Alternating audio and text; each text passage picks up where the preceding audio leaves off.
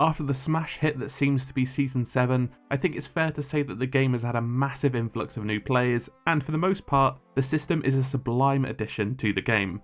But it can go even further. I said I was going to discuss some of these features in depth in my review. The good news is, most of this stuff is easy to add to the new systems as a tack-on, but there is one that's pretty much impossible. So Captaincy was originally envisioned as part of the Pirate Legend update, and fun fact, this was actually meant to be the first update way back in 2018. Now though, Rare made the option for Captaincy to be for everyone. This is great for the general player base and all the new players that have joined this week. On the other hand, I can't help but think how great this could have been to take Pirate Legend to the point it always should have been. Many a time have I seen the question, I reached Pirate Legend, now what do I do? The big problem with having this endgame was that it offered no real incentive to get there, aside from exclusive cosmetics. We did get Legend of the Veil last season, which is the best quest we've received in the history of this game. In the same vein, the big reward for completing more quests is being able to access more fun, engaging and repeatable content. Even after this great addition, I still see complaints that Pirate Legend is underwhelming. Imagine, when you put in the graph to get to Pirate Legend, not only do you gain access to the hideout, which at the moment is just a room full of merchants as it stands, this now became your jumping off point. This was the original concept, where you plan your quests here, supply up and sail out of the waterfall into the Sea of Thieves. On top of this, you have your captain galleon sitting on the dock, here, ready to go.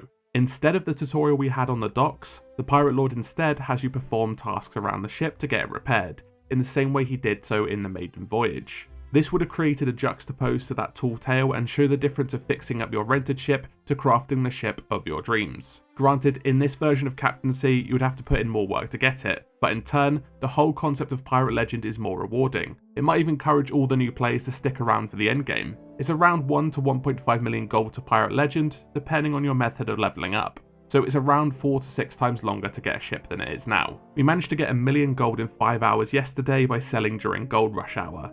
This included 3 world events, a treasury, and around 5 loot steals with emissary flags. Granted, this was for veteran players with no sinking involved. Trinkets, ship naming, cabin customization, ship logs, essentially what we got in Season 7 to be rewarded for Pirate Legend would have been a great improvement to it.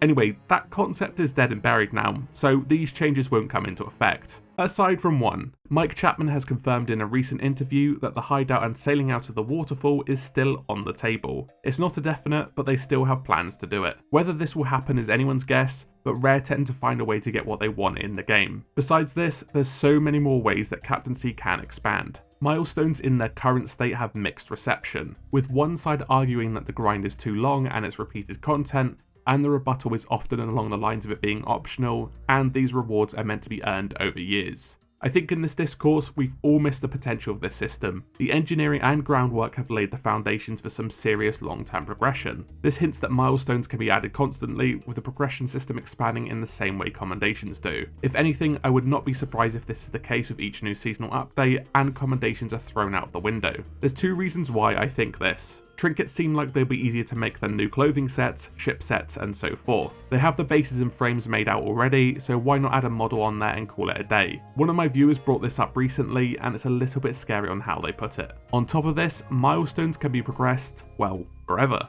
Rev also balanced these to last us for years, so I'd expect some equally grinding milestones in the future. I don't think this is the death of regular cosmetics. I mean, it's already been painfully slow as it is, but would argue trinkets will be added more regularly than the clothing and ship sets. It doesn't stop there either. Milestones can be any challenge they want, be it new PvP milestones, some milestones based on interactions, or doing crazy challenges like tucking on enemy ships, hitting enemy ships with kegs, or blowing up groups of skeletons. The world is our oyster with this system. They could easily adapt these daily deeds and make monthly milestones to keep that progression and engagement, with a shorter grind but a time-limited trinket. The potential is there, and I don't think we all realise that. It just needs some tweaking and it'll be in everyone's good books. Next up is the customization options. The captain's cabin is great as is, especially on the galleon, but look at the ship.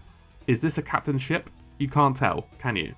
You can only tell if 1, you've got the banners switched on, 2, you see the nameplate for some reason, or 3, you check the cabin. I can't stress this enough, but adding harpoon and lantern customization, even compass customization, could take the complexity of the customization system from this to this. But there's also 2 more elements that I would like to see in a future update, which would be barrel and interior customization. With the trinkets on your galleon, you can get some really homely looking areas, especially with the decorations. But what if the interior could be altered to include livable environments? My point is, the galleon doesn't look like 4 people can live on it, granted that there's only 1 bed.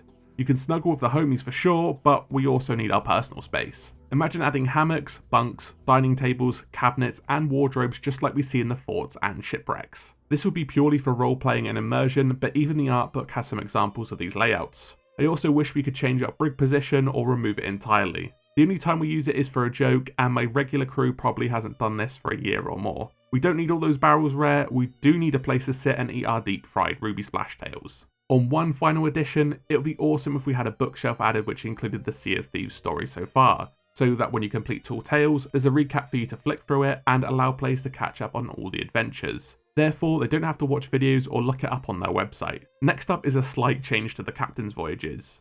Right now, Captain's Voyages are pretty much the same voyages we've been doing since launch, and whenever the post-launch ones were added, be it in 2020, 2021 and Season 6. And since that's the case, Captain's Voyages would be the perfect time to bring back Reaper runs and add a milestone for them. If you don't know what Reaper runs were, you can hear the full story with this video in the top right. But in short, these were voyages designed to force PvP into specific areas, and they encourage you to mark yourself on the map using the Reaper's mark. Not only does this bring back requested content, but allows new players to experience content that was removed from the game. This last section covers some quality of life features, and I'm not really talking about the bugs here. In terms of trinkets, there's a load of spots around each ship to hang stuff up, put it on the shelves, etc, etc. What's great is that you can lock your trinkets in place and stop them from being messed around with by your crew. But what would be good is the ability to turn on a decorative mode, so you can change the trinket placements. However, when you turn this off in the settings, it prevents you from accidentally clicking a prompt during a critical moment. Along with that issue, you will only get the prompt when you need to adjust the trinkets, so it's a win-win for everyone. Also, the next point relates to supplies. You can obviously buy supplies at the shipwright, but these don't save across different sessions. Think how annoying it is to buy these supplies after hopping and the world event ends,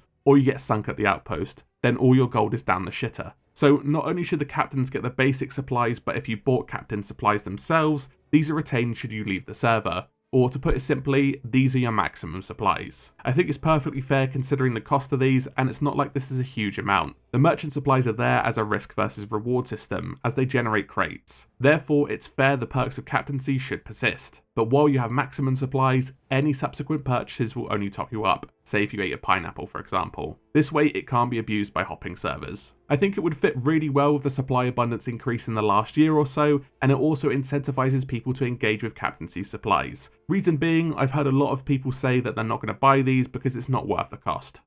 And that does it for this video.